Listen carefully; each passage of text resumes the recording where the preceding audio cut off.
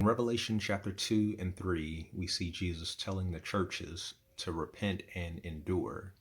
To the reader, it says to hear what Jesus is saying to these churches and to overcome and receive the reward of Christ. To the church in Ephesus, he says, return to your first love. He says to overcome and eat from the tree of life in return. To the church in Smyrna, they are commended for their faithfulness, but they are warned about coming persecution. He says to them that tribulation will come for 10 days. Be faithful unto death and receive the crown of life. He who overcomes will not be harmed by the second death. To the church in Pergamos, he tells them to repent for allowing false teachers, to repent, or else I will come quickly and fight against them with the sword of my mouth.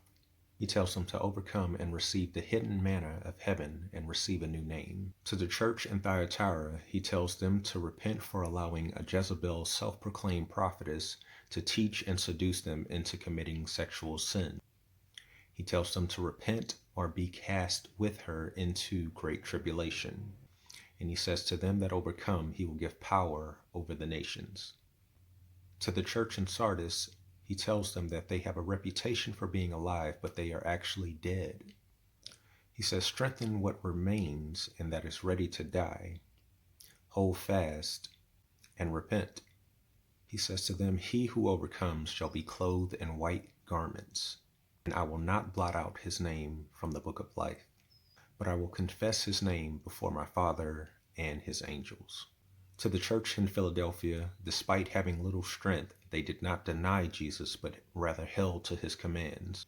And he says to them, because you have kept my command to persevere, I also will keep you from the hour of trial, which shall come upon the whole world, to test those who dwell on the earth. He says to them, he who overcomes, I will make a pillar in the temple of my God. To the church of the Laodiceans, he calls them a lukewarm church, and he tells them to be zealous and repent. To him who overcomes, I will grant to sit with me on my throne, as I overcame and sat with my Father on his throne. Where we can find hope in these two chapters is that no matter what the conditions these churches were in, if Jesus was pleased with them, he encouraged them to continue and endure.